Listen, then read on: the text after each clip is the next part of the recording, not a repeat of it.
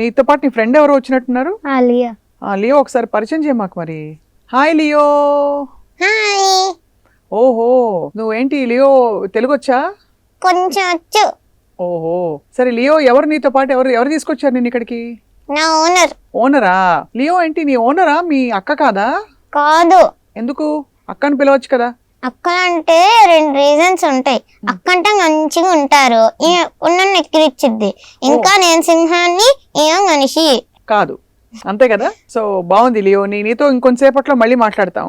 Okay. Yeah, నువ్వు పడుకో ఇప్పుడు, క్వైట్ గా కూర్చోవాలి, అల్లరి చేయకూడదు. సో ఎక్కడ నేర్చుకున్నావు తల్లి, బుజ్జి తల్లి? అది అమెరికాస్ గాట్ టాలెంట్ అని ఒక షో ఉంటుంది. అవును, ఏజిటి అని.